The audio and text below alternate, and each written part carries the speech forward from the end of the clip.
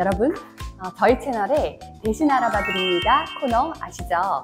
요즘 오프라인으로 굉장히 활동들을 많이 하는데요. 그래서 저희가 직접 학원, 학교 설명회는 발로 뛰면서 여러분께 정보를 드려보려고 하겠습니다. 제가 나와 있는 이 건물은 목동에서도 학원가가 굉장히 많이 밀집해 있는 그 한 목동 건물인데요.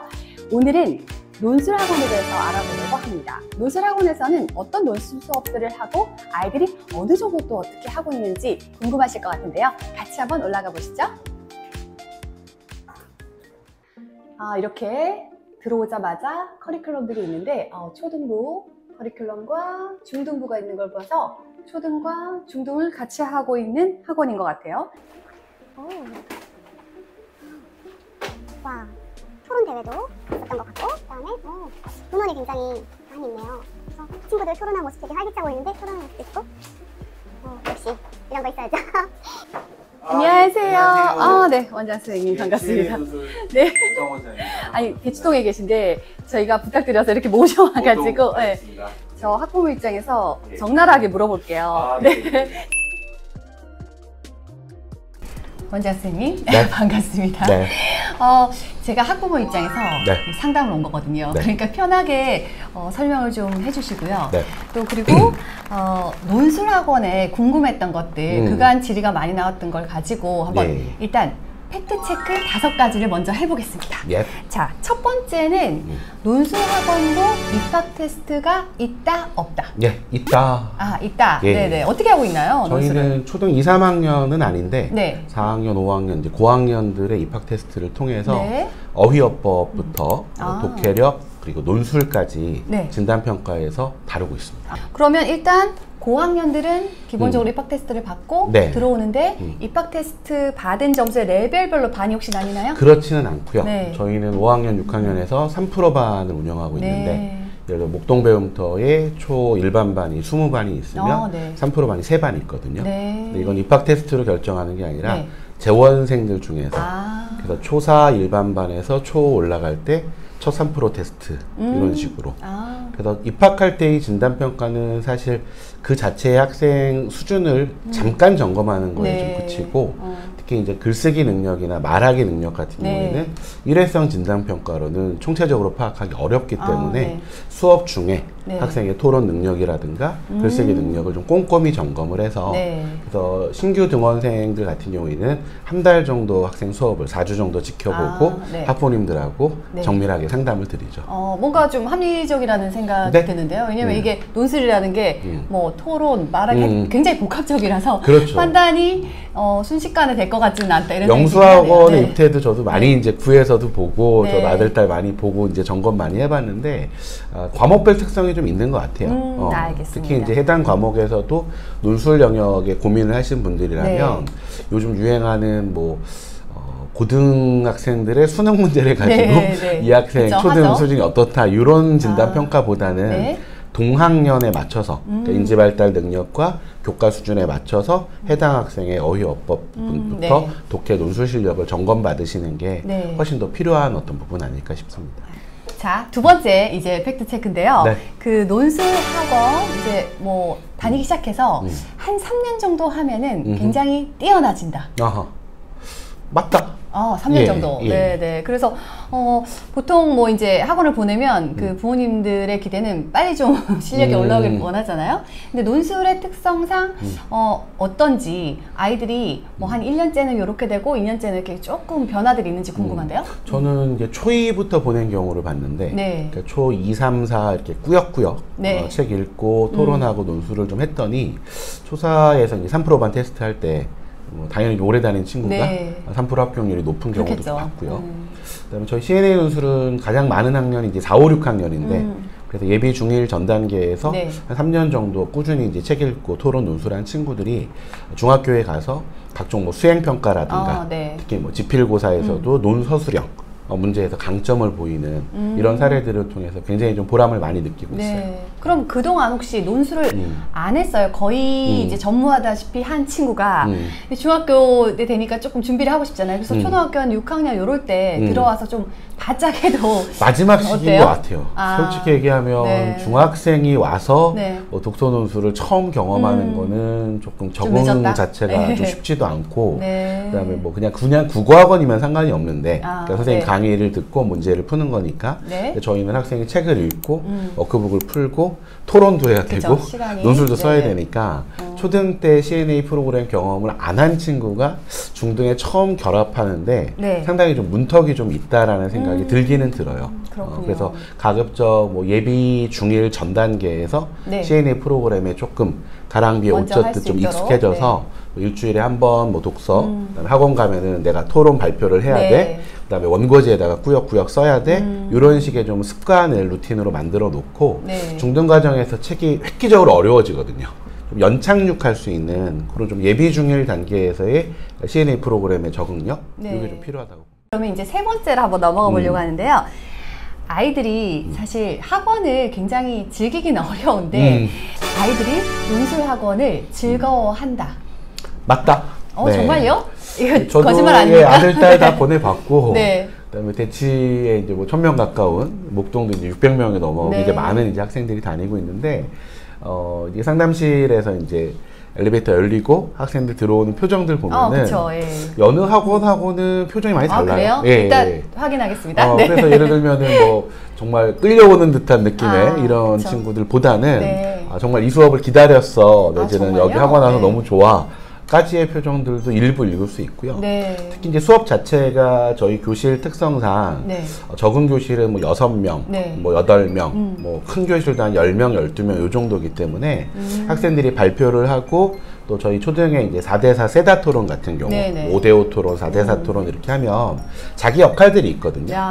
그래서 입론 발표를 좋아하는 친구도 있고 교차조사 질의응답하는 걸 좀 즐기는 학생도 있고 또 반박 과정에서 또 학생 표현인데 희열을 느끼는 이런 학생들도 있어서 조금 오래 다닌 친구들이 보통 중2, 3쯤 돼서 저도 이제 정규반 수업을 좀 맡아보면은 원장 선생님을 아니까 선생님 저 여기 뭐 5년 다녔어요, 뭐 6년 다녔어요 이렇게 자랑하는 친구들이 있거든요. 근데 그 친구들이랑 수업을 좀 하다 보면은 요 수업에서 뭐 살짝 스트레스가 해소되는 느낌도 좀 받고 그다음 자기가 쓴 글이나 자기가 한 말이 굉장히 좀 적합할 경우에 나름의 좀 카타르시스도 좀 느끼고 그리고 본인 스스로가 뭔가 지적 내지는 교양 측면에서의 좀 상승 느낌들을 좀 받는 것 같아요. 그 나름의 보람들이 좀 있는 거죠. 자, 다음 네 번째인데요. 이런 얘기들이 있잖아요. 영수할 시간도 모자라는데 논술하는 거는 시간 낭비다. 아니다. 반박을 한번 해봐 주십시오. 논술 쓰기 자체가 대학 입시로만 놓고 보면은 전국 200여 대학 중에서 원고지를 쓰는 인문계 논술 대학이 한 30여 개밖에 되지 않아요.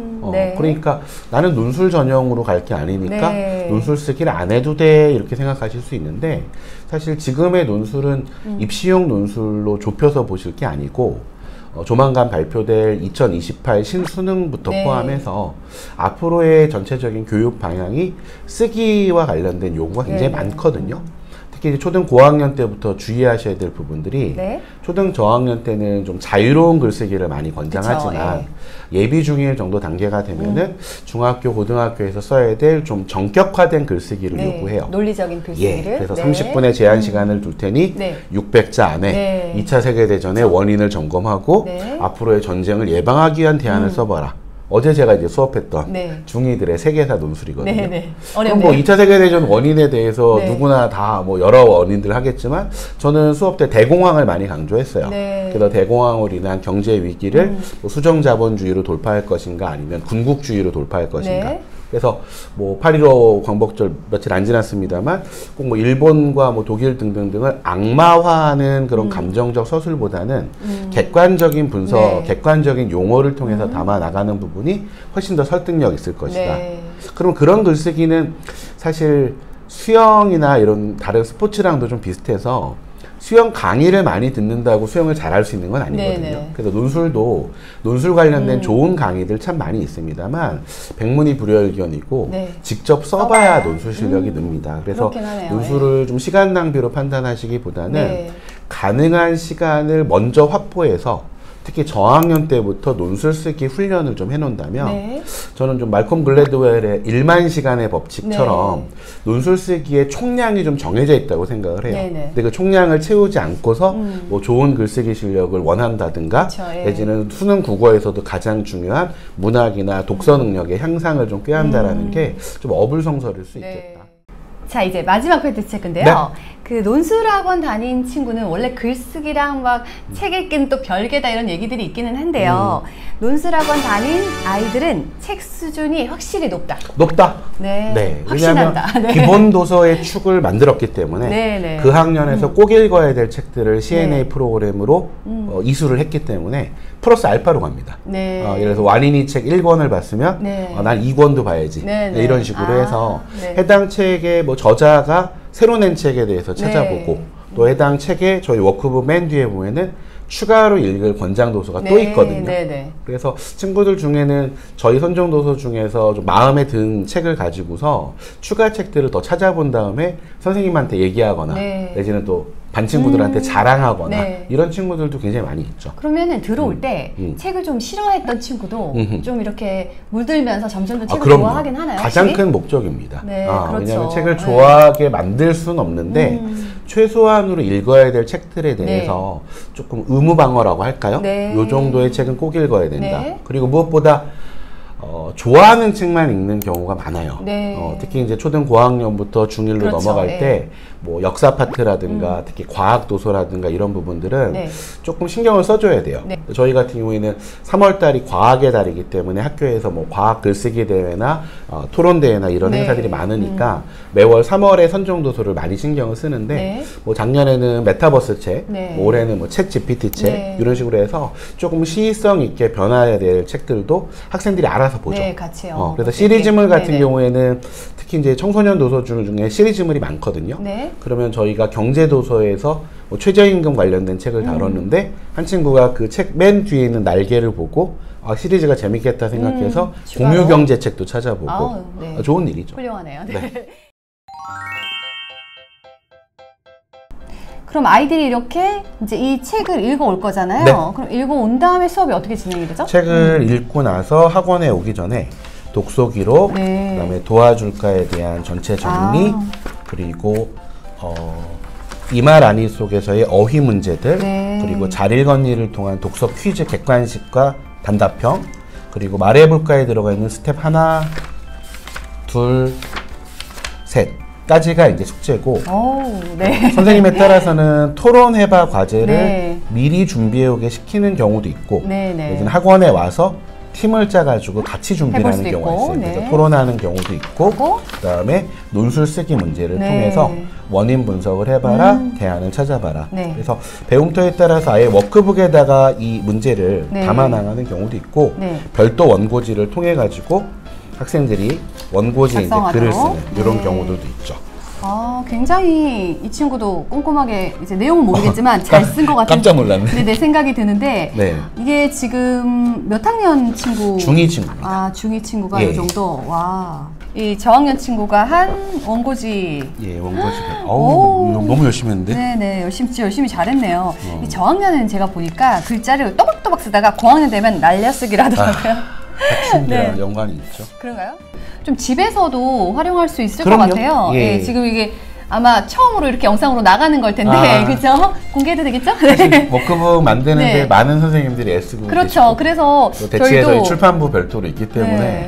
일반적인 독서 노트를 활용하시는 것도 나쁘지 않아요. 그쵸. 왜냐하면 예. 해당 책에 대한 기록을 본인 스스로가 한다라는 것 자체가 네. 독서를 굉장히 능동적으로 수행했다라는 하나의 증거가 될 거거든요. 이력 관리를 해줄 수 그렇죠. 있도록. 독서 네. 이력 관리가 되겠죠.